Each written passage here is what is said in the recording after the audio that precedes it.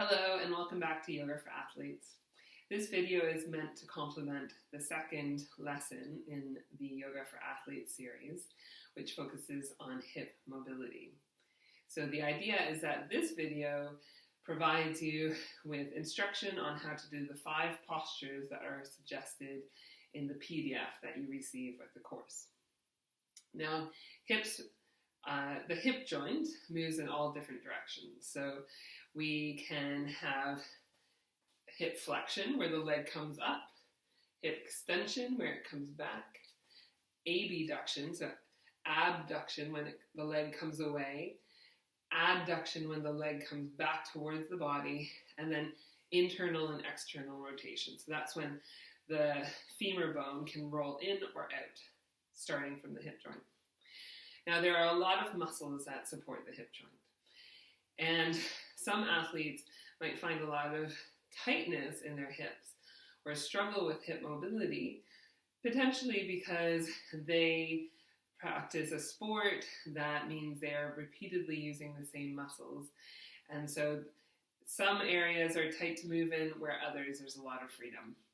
And the idea behind the 5 postures that I'll be offering you in this video is that we target each area of movement that are associated with the hips. Now, as with anything, please take time to warm up before you do these yoga postures, whether it be a gentle, short yoga sequence or doing a sport. Regardless of what you do, make sure that you're warm before you're moving into these postures. As well, for the majority of the postures, I will cue you to hold it for 8 to 10 breaths. You're always welcome to stay for longer, but if it becomes uncomfortable, then I encourage you to back off. The final posture is a restorative posture, and you might want to enjoy spending at least 5 minutes, even 10 minutes there. If any of the postures cause discomfort, but particularly pain, then that is an indication that you will want to modify the posture. And if you're not sure how to do that, or I haven't provided you enough insight in the video, then feel free to contact me at heatherpearsonyoga@gmail.com. I hope you enjoyed this video. Namaste.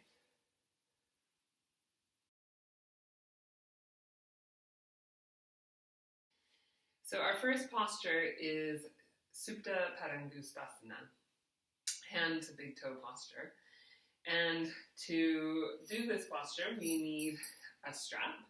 If you don't have a strap, then I encourage you to try using an old necktie that you don't necessarily like anymore, or some strong fabric that you know isn't going to tear. And then come down onto your back.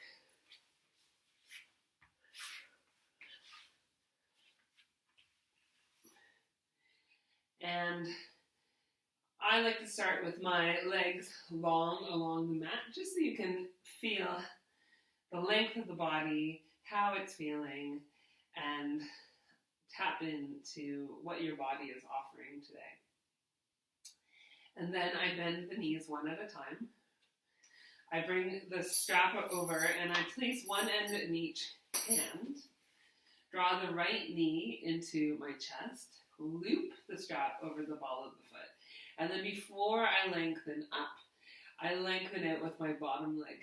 And what that does is it positions our pelvis. On the inhale, I then lengthen up through my leg. And I adjust my upper body so that it's comfortable. You don't want to have your arms so far up that you're reaching up and your shoulders are lifting. But then you don't want to be so far down that then all the tension is in your wrists. Don't worry about getting the legs straight if that's not available to you. Instead, add a bend at the knee if that's what makes it more comfortable.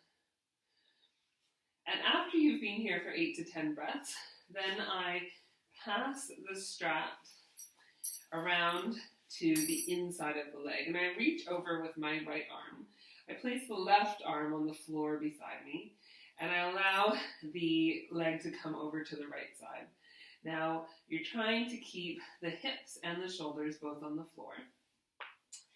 Again, you don't have to keep the leg completely straight. You can bend it a little bit if you have really tight hamstrings. And adjust your hand as you need to. So what this is targeting is in the inner thigh. You may find that it targets some of the muscles that help your legs rotate, as well as the muscles that help your legs adduct, so the hip adductors. Once you've been here for 8 to 10 breaths, then we come back up. We draw the strap to the outer side of the leg, reach over with your left hand, and then let the leg come over to your left. Your right arm is long along the floor, palm face up. And you'll notice that it targets the outer side of your hip. So you might find that you feel it in the muscles that abduct the leg at the hip. That you might also find it targets some of the muscles that externally rotate the leg at the hip. You stay here for 8 to 10 breaths, and then we inhale to come up. And then just to finish off, I often like to pass the other end of the strap around the back of the leg and move it down to the heel, and then spend a little bit of time extending the leg through here, flexing at the hip. And what I find is it's just interesting to compare how it feels compared to the beginning of the posture. Staying here for 8 to 10 breaths, and then we draw the knee in, move the strap to the side, and lengthen out. And take a moment just to compare the first side compared to the side you haven't done yet. And when you're ready, move into the other side. To come out, we bend both knees, walking the feet towards our sit bones, rolling to the side, and then lifting our body upright. So that is Supta Padangusthasana.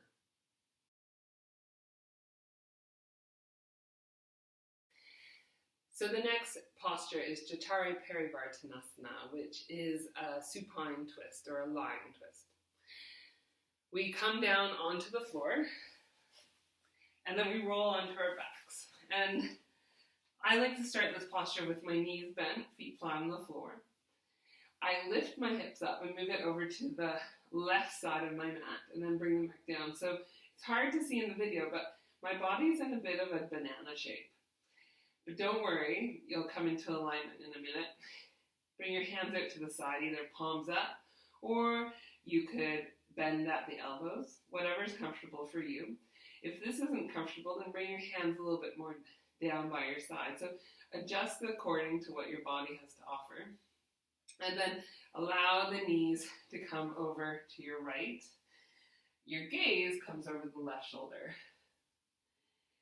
Now, if you have any lower back problems, any disc issues, then you may choose to put a bolster underneath this right knee, as well to deepen the stretch if you're not feeling it in your outer hip at all. You may choose to lengthen out the top leg, but don't hold it up in space and instead allow it to come down to the floor. You stay here for 8 to 10 breaths. When you're ready to come up, bend at the knee, bring your head back to center, bring the knees up, starting with the top knee. So start to lift that up, and then what happens is the next knee kind of follows. Plant your feet, lift the hips and move them to the middle of the mat, and then do the same for the other side. So that is Jatara Parivartanasana.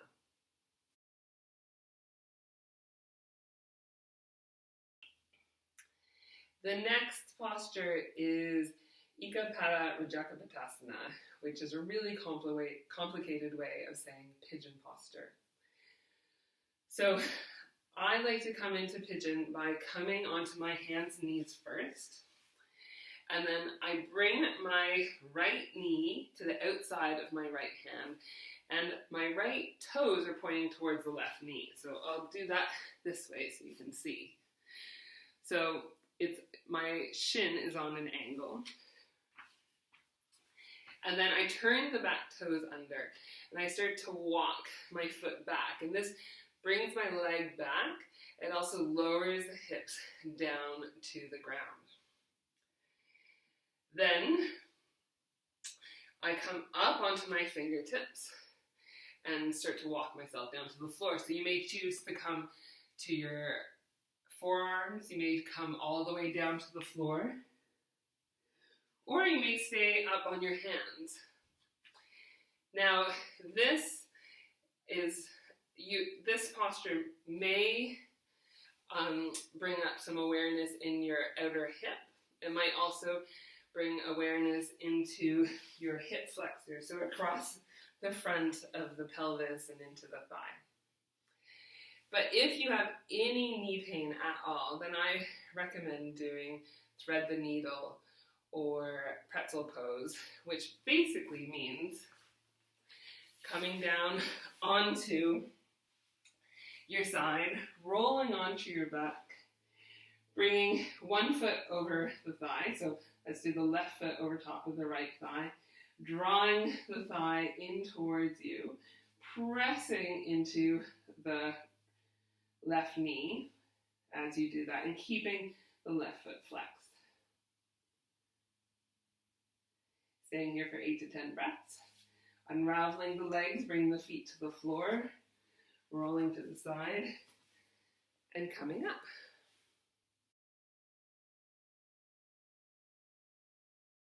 So the next posture is Balasana, or child's pose. And you can play around with this. I find, for me, it is most beneficial in my hips if I broaden the knees. But you can adjust the width of your knees according to what your body is asking of you. So I start on all fours, and then I bring my knees to the outside of the mat. Feet are touching. Slowly shift the hips back towards your feet, and then lower yourself down to the floor.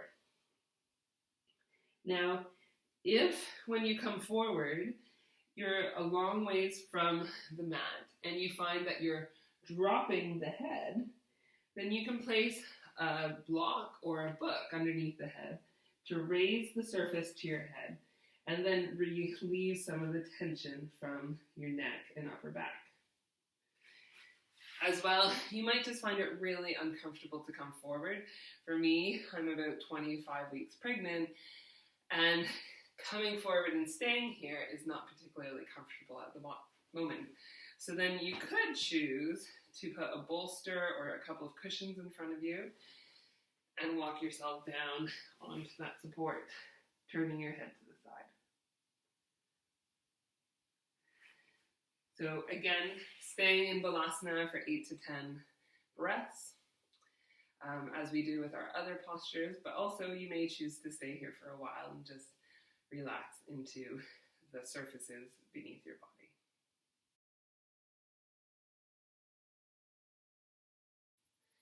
So the final posture for lesson 2, focusing on the hips, is Supta Baddha Konasana, or reclining bound angle.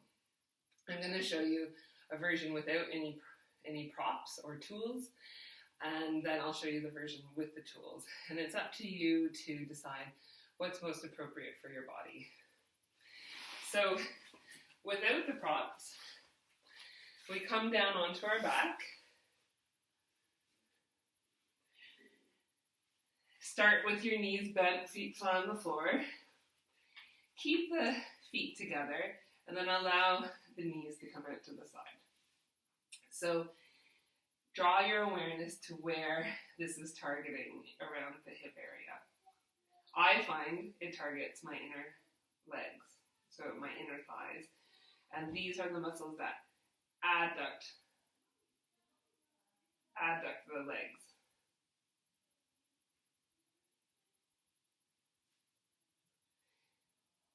So these are the muscles that adduct the legs. But you might find it really uncomfortable lying on the floor like this.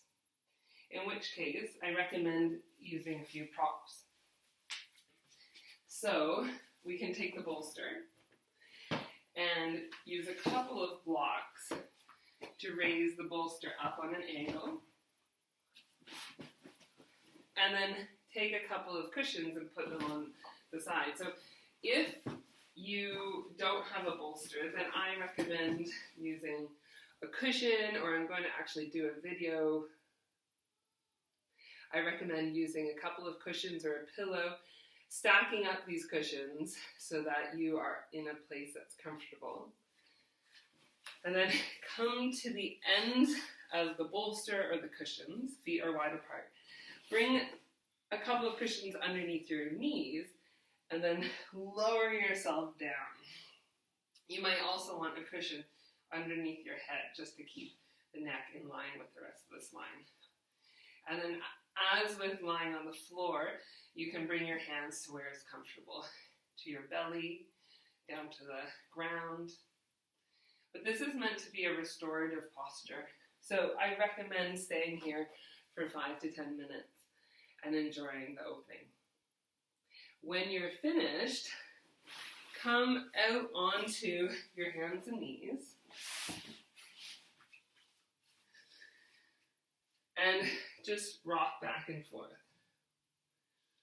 So after any big hip opening, we want to draw things back together. Add a little bit of movement into our bodies. And then you might choose to settle back into child's pose, but then this time bring your hands down by your feet. Because after a big opening posture like Supta Baddha Konasana, you might find it beneficial to draw everything back in. So there you have it. Enjoy.